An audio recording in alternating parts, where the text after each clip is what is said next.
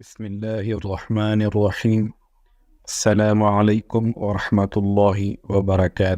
آج ہم ظہور دجال اور اس کے مختلف دعاوی کے متعلق بیان کریں گے، اور اس کے علاوہ دجال کی شعبدہ بازیاں کیا تھیں اور ایک عالم دین کا دجال سے مناظرہ۔ اس ویڈیو کو شروع کرنے سے پہلے اگر آپ اس چینل پر نئے ہیں یا آپ نے اس چینل کو سبسکرائب نہیں کیا تو پلیز اس کو سبسکرائب کر دیں اور بیل کا بٹن پریس کر دیں تاکہ اس قسم کی مزید ویڈیوز آپ تک بر وقت پہنچتی رہیں۔ تو چلیں شروع کرتے ہیں۔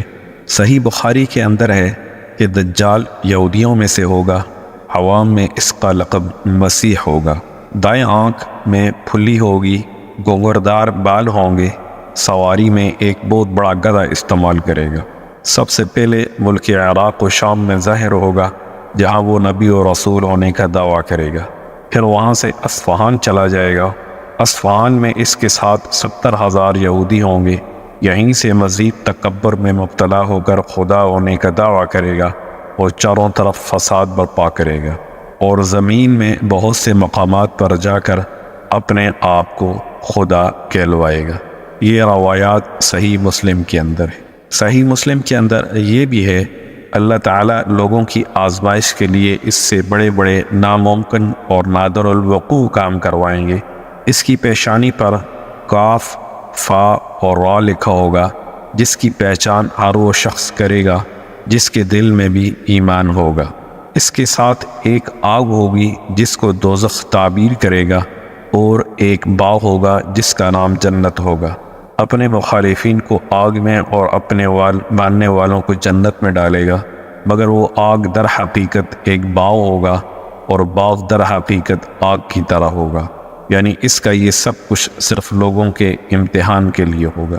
اس کے پاس کھانے پینے کی چیزوں کا ایک ذخیرہ ہوگا، جس کو چاہے گا اسے خشک ہو کر دے گا۔ جب کوئی فرقہ اس کو رب مان لے گا تو اس کی سرزمین پر اس کے لیے بارش ہوگی، اناج پیدا ہوگا، ان کے درخت پھل دینے لگیں گے، ان کے مویشی موٹے ہو جائیں گے، اور دودھ والے جانور دودھ دینے لگیں گے۔ اور جب کوئی جماعت اسے نہ مانیں گی، اس سے بارش، پھل، دودھ اور جانوروں کا بڑھنا بند کر دے گا، اور اس قسم کی بہت سی تکلیفیں اہل حق کو دے گا، مگر اہل ایمان کا سبحان اللہ اور لا الہ پڑھنا ہی ان کے کھانے اور پینے کا کام دے گا۔ یعنی اہل ایمان بھوکا اور پیاسا رہنا گوارا کر لیں گے، لیکن اس کے دھوکے میں نہ آئیں گے اور صبر کریں گے۔ پھر اللہ اپنے ذکر کی حلاوت ظاہر کرے گا، اور اہل ایمان ذکر سے ہی سیر ہوں گے۔ اگر دجال کی شعبدہ بازیوں کی بات کریں تو امام احمد بن حنبل رحمۃ اللہ علیہ نے نقل کیا ہے کہ اس کے نکلنے سے 2 سال تک پہلے ہی قحط رہ چکا ہوگا۔ تیسرے سال عین دوران قحط ہی میں اس کا ظہور ہوگا۔ زمین کے مدفون خزانے اس کے حکم سے اس کے ساتھ ہو جائیں گے۔ بعض آدمیوں سے کہے گا میں مردہ ماں باپوں کو زندہ کر سکتا ہوں تاکہ اس قدرت کو دیکھ کر میری خدائی کا یقین کر لو۔ یہ کہہ کر شیاطین کو حکم دے گا کہ زمین سے ان کے ماں باپوں کی شکلیں بنا کر نکلو تاکہ یہ مجھے خدا تسلیم کر لیں۔ چنانچہ وہ ایسا ہی کریں گے، اور کتنے ہی لوگ اپنے ماں باپ کو سامنے پا کر اس کو سچا مان لیں گے اور گمراہ ہو جائیں گے۔ لیکن جن کے یقین اللہ کی ذات پر ہوں گے، اس نے فرمایا ہے کہ یحیی و یمیت، وہ اللہ ہی ہے جو زندہ کر سکتا ہے اور وہی مار سکتا ہے۔ فرمایا یوم نحشرہم جمیعا، ہم ہی انہیں قیامت کے دن زندہ کر کے جمع کریں۔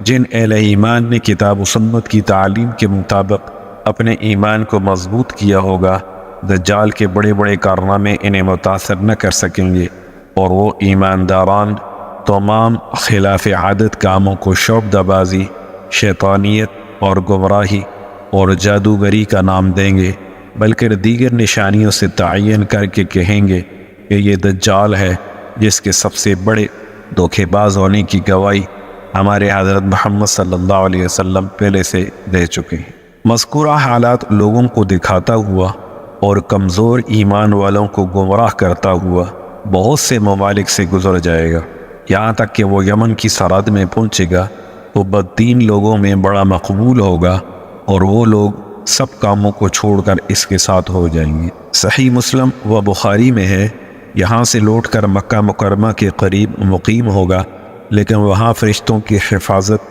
مکہ معظمہ کی ذمہ داری کی وجہ سے داخل نہ ہو سکے گا۔ پھر وہاں سے مدینہ منورہ کا ارادہ کرے گا۔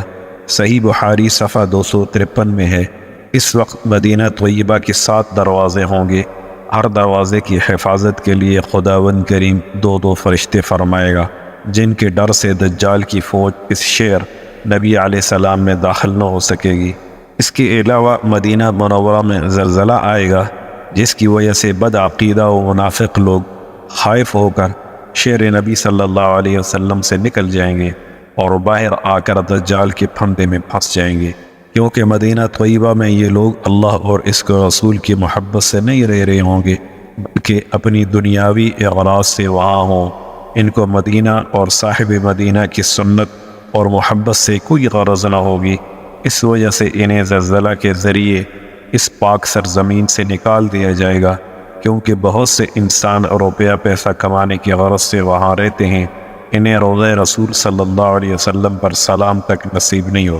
جب یہ ملعون ارض مقدس مدینہ سے باہر موجود ہوگا، ان دنوں مدینہ میں ایک عالم بزرگ ہوں گے جو اس ملعون کو اپنے علم خداداد سے پہچانیں گے اور اسے لاجواب کرنے اور لوگوں کو حق راہ بتلانے کے لیے دجال سے مناظرہ کریں گے۔ چنانچہ مدینہ سے باہر آ کر دجال کی فوج کے قریب آ کر پوچھیں گے دجال کہاں ہے؟ وہ ان کی گفتگو کو دجال کے ادب کے خلاف سمجھیں گے، اس عالم دین بزرگ کو قتل کرنے کا ارادہ کریں گے، لیکن ان میں سے کچھ لوگ منع کر دیں گے اور کہیں گے کہ تمہیں معلوم ہونا چاہیے کہ ہمارے اور تمہارے خدا دجال نے بغیر اجازت کسی کو قتل کرنے سے روک رکھا ہے۔ چنانچہ وہ دجال سے جا کر کہیں گے کہ ایک شخص آیا ہے جو بڑا گستاخ ہے اور آپ کی خدمت میں حاضر ہونا چاہ رہا ہے۔ دجال ان بزرگ عالم کو اپنے پاس بلائے گا۔ جب وہ بزرگ دجال کے چہرے کو دیکھیں گے تو فرمائیں گے میں نے تجھے پہچان لیا، تو وہی دجال ملعون ہے جس کی پیغمبر خدا صلی اللہ علیہ وسلم نے خبر دی تھی اور تیری گمراہی کی حقیقت بیان فرمائی تھی۔ دجال غصہ میں آ کر کہے گا اس کو آرے سے چیر دو۔ یہ سن کر اس کے ماننے والے اٹھیں گے اور اسی بزرگ کو 2 ٹکڑے کر ڈالیں گے اور عبرت کے لیے دائیں بائیں ڈال دیں گے۔ پھر خود دجال ان دونوں ٹکڑوں کے درمیان سے نکل کر لوگوں سے کہے گا اگر اب میں اس مردے کو زندہ کر دوں تو کیا تم میری خدائی کو تسلیم کرو گے؟ وہ کہیں گے ہم تو پہلے ہی آپ کے خدا ہونے کو مانتے ہیں اور کسی قسم کا شک و شبہ دل میں نہیں رکھتے۔ ہاں اگر آپ اسے ہمارے سامنے زندہ کر دیں اور ایسا ہو جائے تو ہم کو مزید اطمینان ہو جائے گا۔ پھر وہ ان دونوں ٹکڑوں کو اکٹھا کر کے زندہ ہونے کا حکم دے گا۔ چنانچہ وہ خدائے قدوس کی حکمت اور ارادے سے زندہ ہو کر کہے گا اب تو مجھے پورا یقین ہو گیا ہے کہ تو وہی مردود دجال ہے کہ جس کے لعنتی ہونے کی خبر پیغمبر خدا صلی اللہ علیہ وسلم نے دی تھی۔ دجال جنجلا کر متعقدین کو حکم دے گا کہ اس کو ذبح کر دو۔ یہ سن کر اس کے مریدین آپ کی گردن پہ چھری پھیریں گے، مگر اس سے انہیں کوئی تکلیف نہ پہنچے گی۔ دجال شرمندہ ہو کر انہیں اپنی خود ساختہ دوزخ میں ڈالے گا، مگر حضرت ابراہیم علیہ السلام کے موعظے کی طرح وہ آگ ان پر ٹھنڈی اور سلامتی والی ہو جائے گی۔ اس کے بعد دجال سے یہ طاقت چھین لی جائے گی اور کسی مردہ کو زندہ نہ کر سکے گا، اور یہاں سے ذلیل اور رسوا ہو کر ملک شام کو روانہ ہو جائے گا۔ اس کے دمشق پہنچنے سے پہلے حضرت امام مہدی علیہ السلام دمشق پہنچ چکے ہوں گے اور دجال کے فتنے کو مٹانے کے لیے جنگ کی پوری تیاری اور ترتیب طے کر چکے۔ آج تک کے لیے اتنا کافی ہے، انشاءاللہ باقی حصہ اگلی ویڈیو میں عرض کریں گے۔ والسلام علیکم ورحمۃ اللہ وبرکاتہ۔